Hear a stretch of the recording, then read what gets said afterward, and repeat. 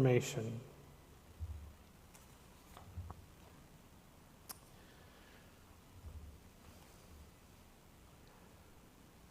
Today's service is a celebration of winter and holiday poetry. I want to thank Biesel Evoy for the inspiration and the work, the tireless work she did to make sure that this would happen.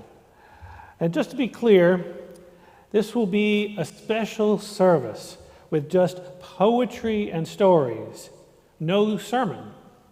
I know, many of you are so sad that there's not going to be a sermon today.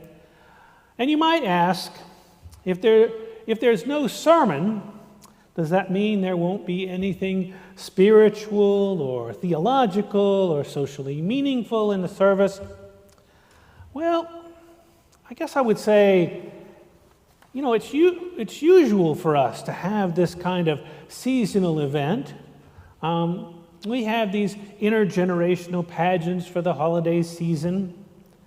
And this year is especially meaningful because we get to see so many people who are members and friends of this congregation, all gathered around our virtual hearth to share their poems, stories, readings, much like people throughout history have gathered together for revelry and the company of good friends during winter months.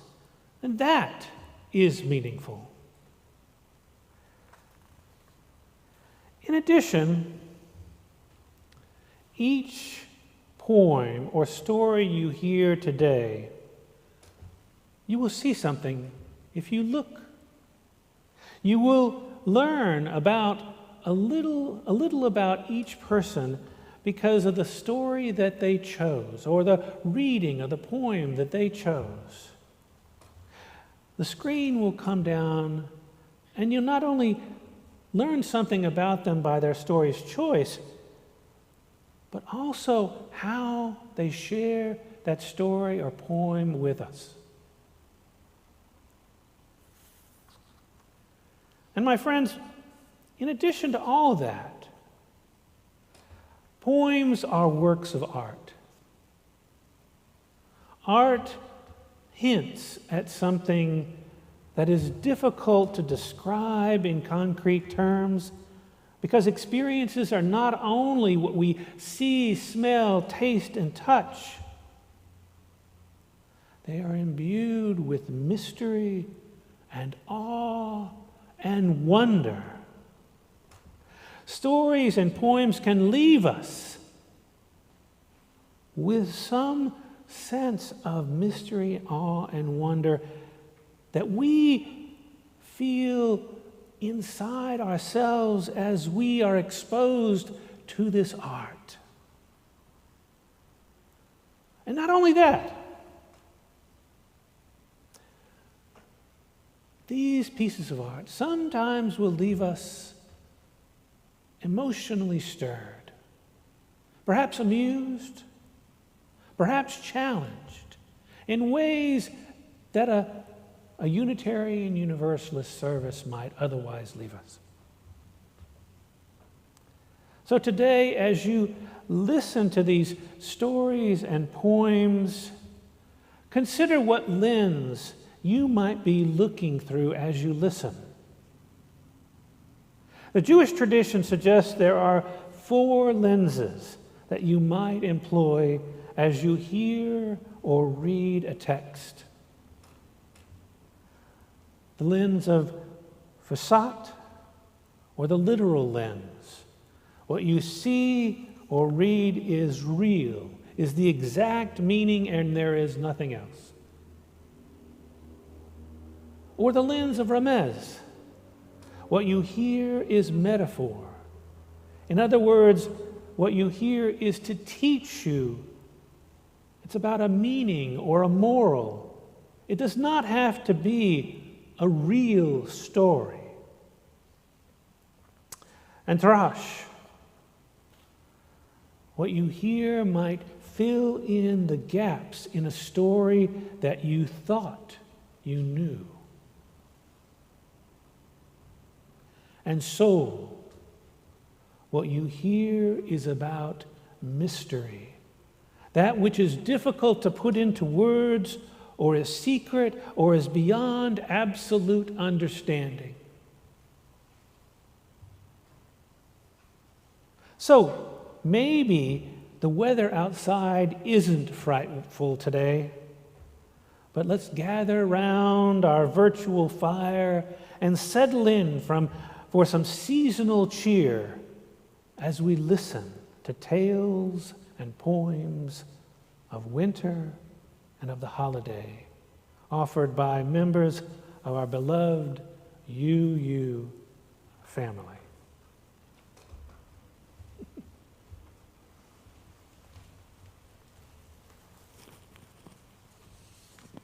Please join me in our unison affirmation, first in English and then in Spanish. Love is the spirit of this faith. In service is its prayer. In love, we agree to dwell together in peace, to seek knowledge and freedom, and to help one another. El amor es el espíritu de nuestra fe, y el servicio es su oración. En amor acordamos vivir unidos en paz, buscar el conocimiento en libertad y ayudarnos el uno al otro.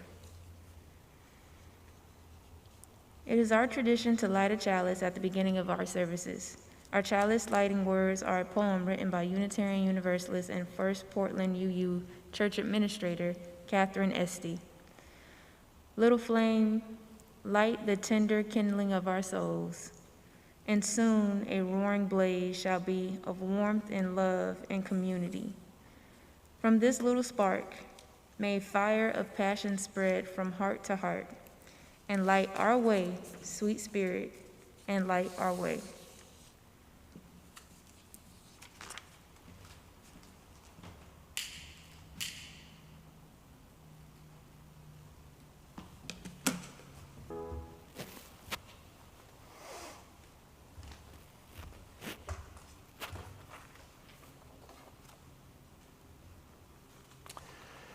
Well, as I put these poems together, I noticed that there were kind of three categories: winter poems and stories, religious and spiritual poems and stories, and poems and stories that we associate with the season. I want to thank everyone for the time they took to offer each writing or storytelling that they offered for this service. It's just amazing. We have such wonderful and talented and giving people. The first group features winter poems and stories. As you can see on the slide, you can see the works that they read and the people who read them. So let us hear winter poems and stories.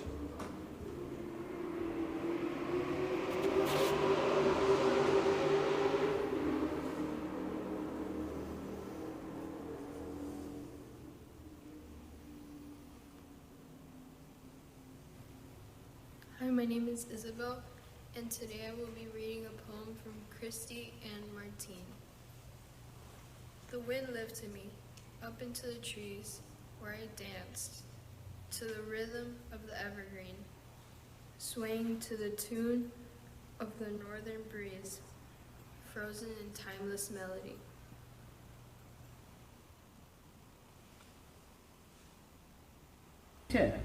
By Khalil Gibran. Come close to me, and let not winter's touch enter between us. Sit by me before the hearth, for fire is the only fruit of winter. Speak to me of the glory of your heart, for that is greater than the shrieking elements beyond our door. Bind the door and seal the transoms, for the angry countenance of the heaven depresses my spirit, and the face of our snow-laden fields makes my soul cry. Feed the lamp with oil, and let it not dim, and place it by you, so I can read with tears what your life with me as written upon your face.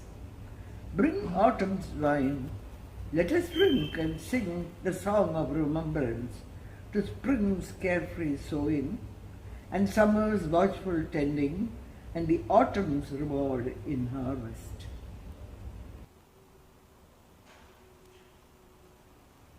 Que sopla, llueve, que te llueve, montado al viento, el invierno viene. Se ríe de todos, el invierno duende, arranca los gorros, empuja a la gente. Narices y orejas, muy rojas las vuelve, golpea las puertas y así se divierte.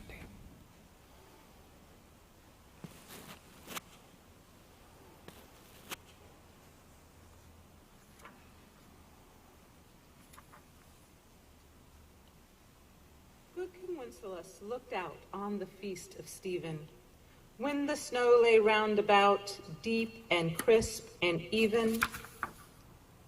Brightly shone the moon that night, though the frost was cruel, when a poor man came in sight, gathering winter fuel.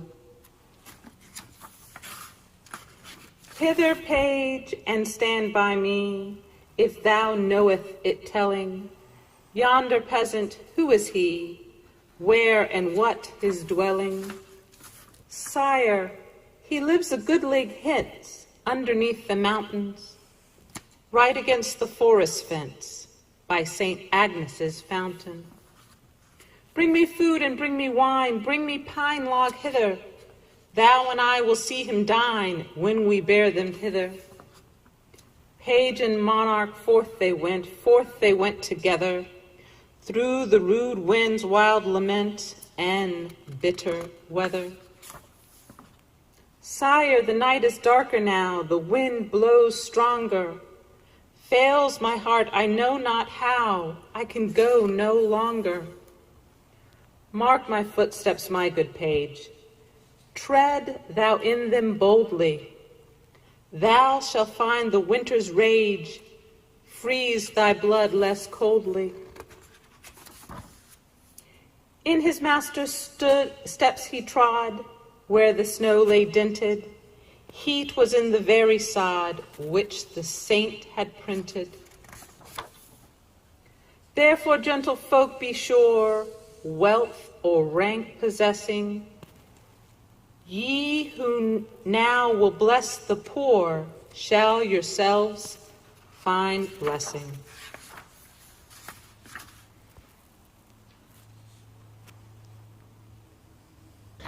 Good evening. Good evening. We, as a family, will be reading the poem Stopping by Woods on a Snowy Evening by Robert Frost. Mr. Frost. Whose woods these are, I think I know. His house is in the village, though. You will not see me stopping here to watch his woods fill up with snow. My little horse must think it queer. Just stop without a farmhouse near. Between the woods and frozen lake, the darkest evening of the year. Yes. He gives his harness bells a shake to ask if there is some mistake. The only other sounds the sweep of icy wind and downy flake. The woods are lovely, dark and deep, but I have promises to keep, and miles to go before I sleep, and miles to go before I sleep. Thank you. At dawn you hear the crackle as the sap in frozen trees splits the tree trunks like a gunshot down below 50 degrees. And the crying of the keybirds as they circle in the sky in ever smaller circles till they vanish by and by.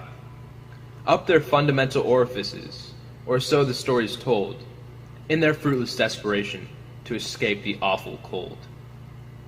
Turn on the car's ignition, and all it does is groan. You forgot to plug the car in, and the motors turn to stone. But the sun on newly fallen snow is a magic fairyland, and the windows all display the art of Jack Frost's gifted hand. There must be other places where the weather's more perverse, and the moment that I think of one, I'll write another verse.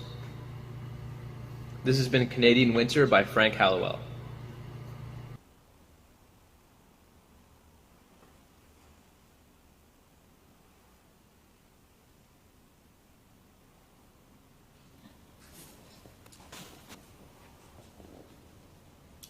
Hello, everyone. I'm Selva, and Beazle asked me to read some poetry, some winter poetry, and I'd like to share with you something that I wrote in Langhorne, Pennsylvania in 2003. The sun came out like a bright spotlight illuminating the whitened panorama.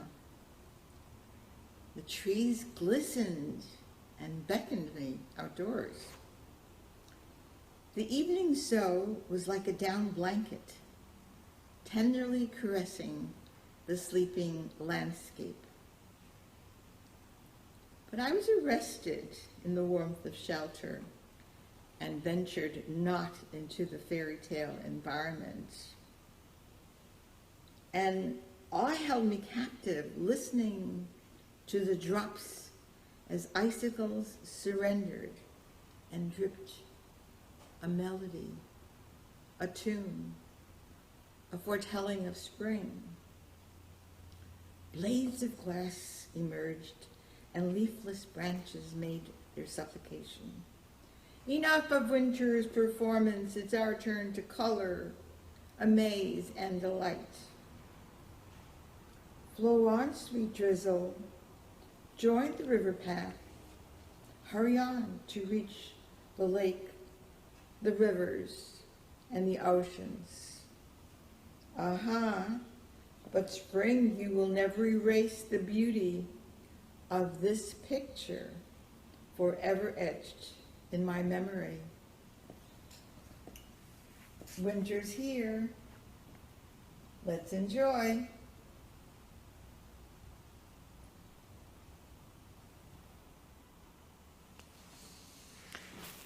Today you will have the opportunity to not only donate to this congregation, but also to FLIC, the Florida Immigration Commission. We will be splitting the plate with them. FLIC works on immigration reform, wage theft, and many other issues that aid to those who are in need in our country. This is one of the 3 nonprofit organizations that UU Miami Social Justice Committee have decided that we will support this year. Let there be an offering to sustain this place and the work that we do in this world. This congregation is sacred to so many of us, a community of memory and of hope. We are now the keepers of the dream.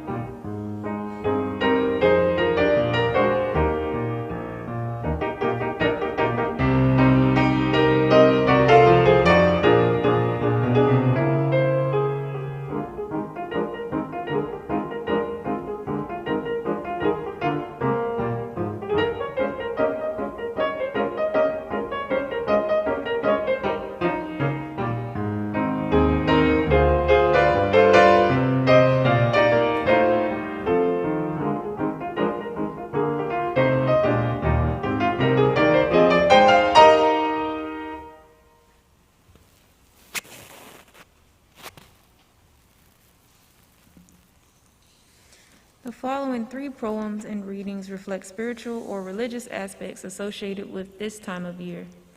And you can see on the slide the works that were chosen or written and the readers.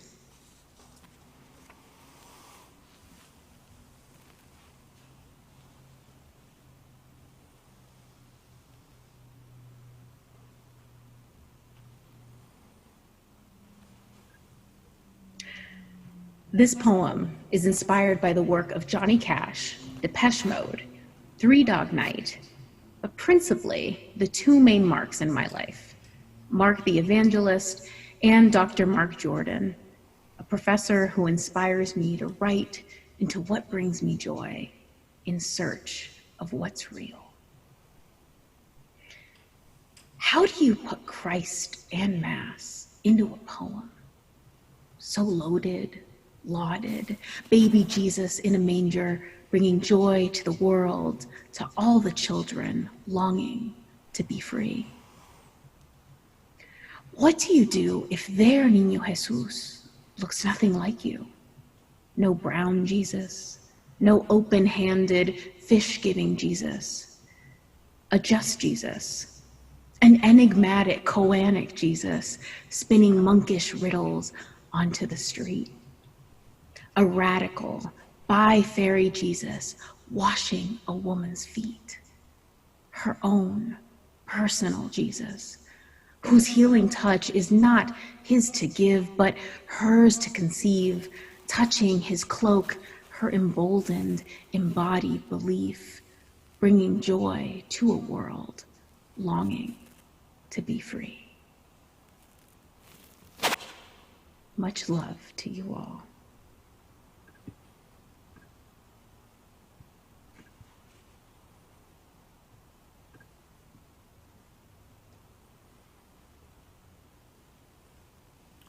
I was asked to do a poem for the holiday of Hanukkah, probably because I'm one of the few Unitarians left in the congregation. Now please note my pronunciation of the word. Not Hanukkah, not Chanukah, it's Hanukkah. Now come on, try it. You can say it, just don't say it while you're eating. Now, my Hanukkah selection is short, but it's not a haiku. A Japanese haiku has a definite form. It's 5 words, then 7 words, then 5 words. My Hanukkah poem is shorter. It's 5 words, then 2 words, then 2 words. I call it a chai, which in Hebrew means life, like l'chaim. This is a chai. Now, actually, it's backwards because holding up to the camera, but so is Hebrew. Now, oh, in fact, they even make jewelry out of chais. Here we go, in case you want to buy one. They're also backwards, but they won't be when you buy them. Now, the author of the following poem is unknown. And the poem itself, I feel, is appropriate for any Jewish holiday. So here goes. They tried to kill us. We won. Let's eat. A happy Hanukkah, yo.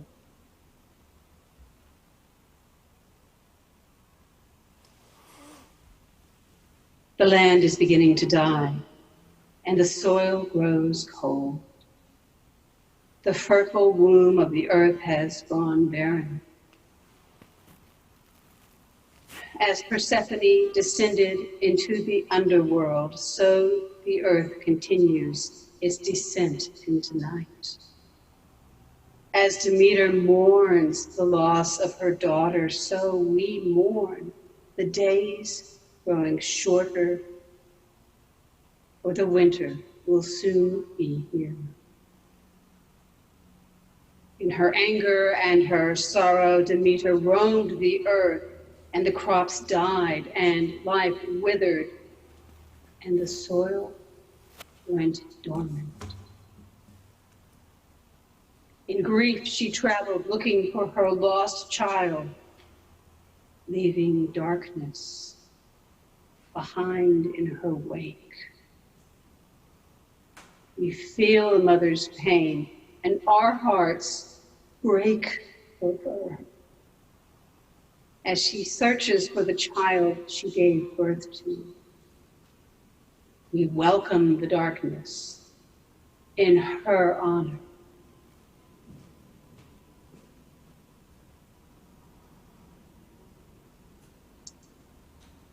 6 seeds of the pomegranate do we take.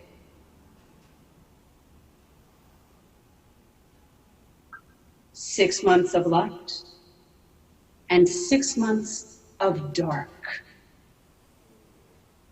The earth goes to sleep and later wakes again. O dark mother, we honor you and dance in your shadows. We embrace that which is the darkness and celebrate the life of the crone. Blessings to the dark goddess and to every other goddess. Demeter, Inanna, Kali, Tiamat, Hecate, Nemesis, Morgan. Bringers of destruction and darkness, we embrace you. But without rage, we cannot feel love. Without pain, we cannot feel happiness. Without the night, there is no day. Without death, there is no life.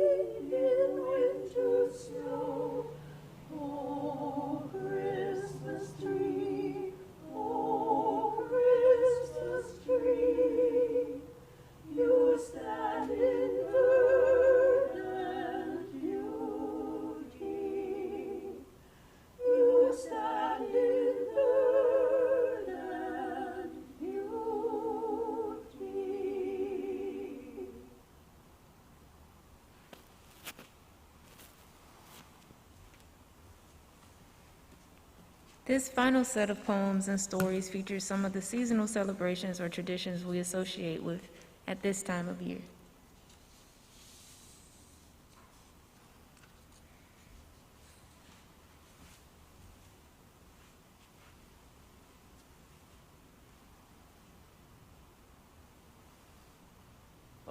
This is one of my father's that he used to come out with rather boringly every Christmas and every New Year gathering, and it goes like this. Well, I put the setting first. It was just before anybody raised their knives and forks or said a prayer or whatever, and he would stand and everybody knew exactly what he was going to say, word for word. And it was taken in a stony silence by all assembled, probably about 20 of us. It went like this. he gesticulated at the table and said the following: "Stick in till you stick out. It's all for naught. The rest's in the cupboard, and it's not coming out." Stony silence every year.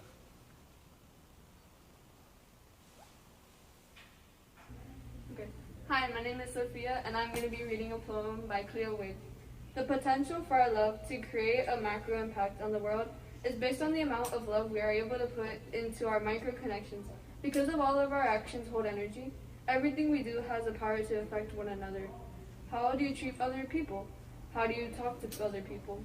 Whether it is your best friend or a stranger, be someone who sees them, who affirms their dignity, and who honors their humanity. Be the person who gives someone the relief of knowing that the world ain't so bad after all.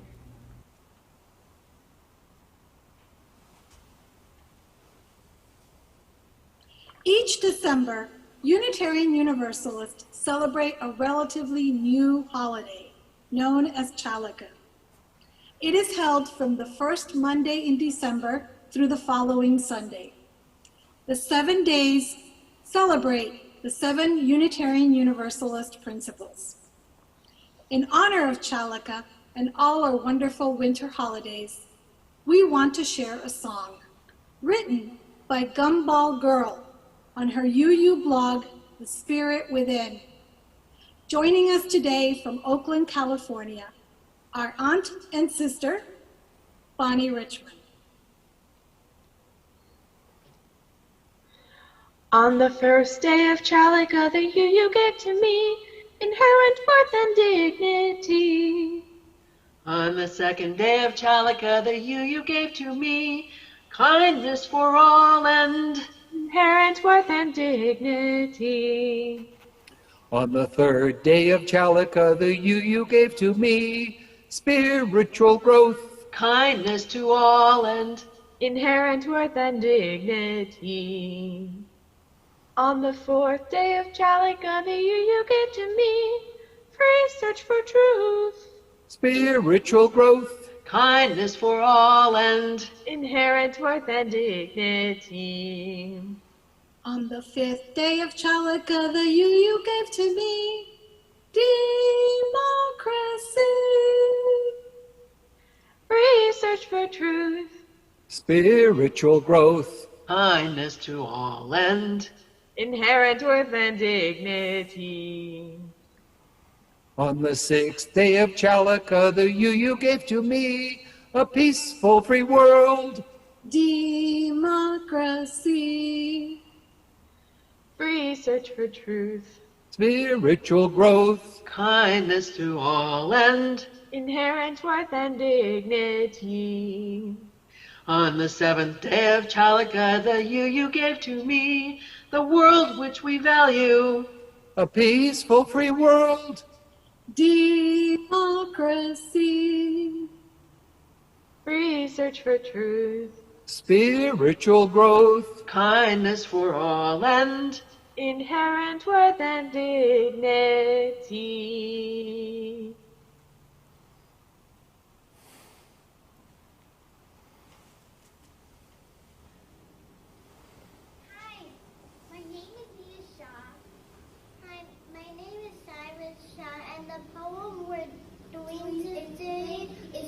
Twas the night before Christmas. 'Twas the night before Christmas, when all through the house not a creature was stirring, not even a mouse. The stockings were hung by the chimney with care, in hopes that St. Nicholas would soon be there. The children were nestled all snug under beds, while visions of sugar plums danced in their heads. And Mama, in her kerchief, and I in my cap, had just settled our brains for a long winter's nap. When out on the lawn there arose such a clatter, I sprang from the bed to see what was the matter. Away to the window I flew like a flash, tore open the shutters and threw up the sash. The moon on the breast of the new fallen snow gave a luster of midday to objects below. When what to my wondering I should appear but a miniature sleigh and 8 tiny reindeer, with a little old driver so lively and quick, I knew in a moment it must be St. Nick. More rapid than eagles in his coursers they came, and he whistled and shouted and called them by name. Now Dasher, now Dancer, now Prancer and Vixen, on Comet, on Cupid, on Donder and Blitzen, to the top of the porch, to the top of the wall. Now dash away all. As the dry leaves before the wild hurricane fly, when they meet with an obstacle, mount to the sky. So up to the housetop the coursers they flew, with the sleigh full of toys and St. Nicholas too. And then in the twinkling I heard on the roof the prancing and pawing of each little hoof. As I drew in my head and was turning around, down the chimney St. Nicholas came with a bound. He was dressed all in fur from his head to his foot, and his clothes were all tarnished with ashes and soot. A bundle of toys was flung on his back, and he looked like a peddler just opening his pack. His eyes, how they twinkled, his dimples, how merry.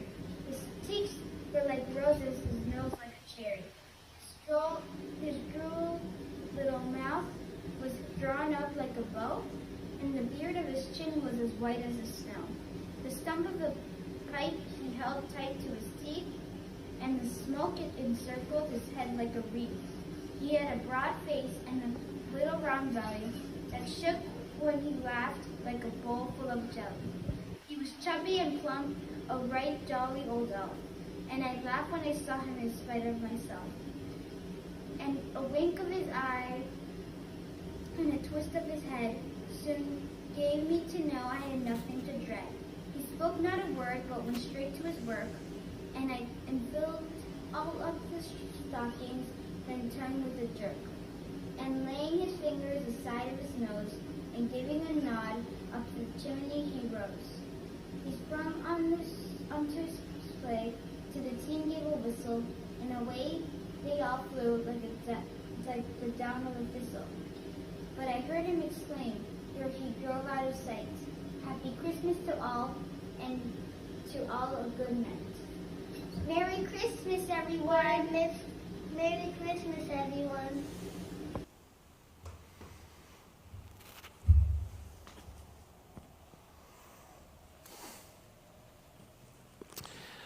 So, as I heard Nina and Cyrus read The Night Before Christmas, I couldn't help but remember my own upbringing and the raising of my own children. I wanted my kids to know their heritage. My father's side of the family lived in New Orleans, and they had been there for generations. And I was born in New Orleans as well. I remember catching crawfish in the swamp as a boy and going to Mardi Gras. So to help my children kind of grasp their Louisiana roots on Christmas Eve, instead of telling them a night before Christmas, I read them every year a Cajun night before Christmas. And today, I wonder how this story might fit here with my Miami family.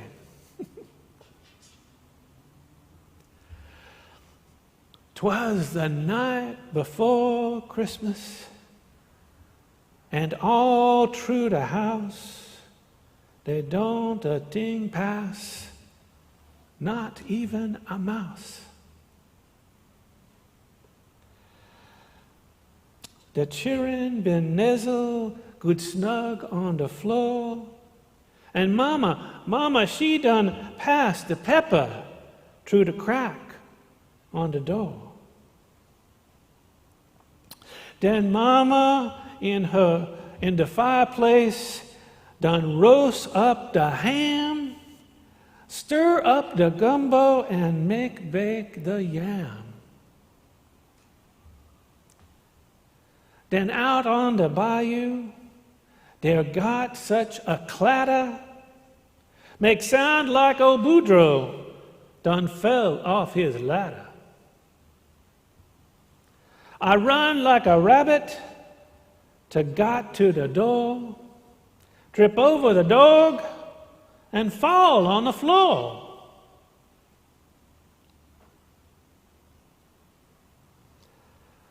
As I look out the door in the light of the moon, I think, man, you crazy, or got old too soon. 'Cause there on the bayou, wherein I stretch my neck stiff, there's 8 alligator a-pulling the skiff. And with a fat drover with a long pole and stick, I know right away got to be old St. Nick. But faster and faster the gators they came. He whistled and hollered and he called them by name. Hey Gaston, hey Thibault, hey Pierre and Alcé, Jeanette and Suzette, Celeste and Renee. To the top of the porch, to the top of the wall, may crawl alligator and be sure you don't fall. Like Tanteflo's cat, through the treetop they fly, wherein the big old hound dog come run himself by.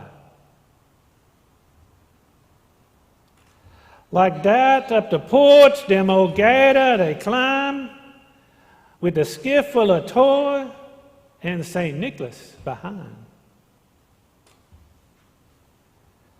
Then on top of the porch roof, it sounds like the hail. And when all them gators done set down their tail. Then down the chimney I yell with a bam, and so St. Nicholas he fall, and he sit on the yam. Sacré, he exclaimed, my pants got a hole. I done sat myself on them red hot coal.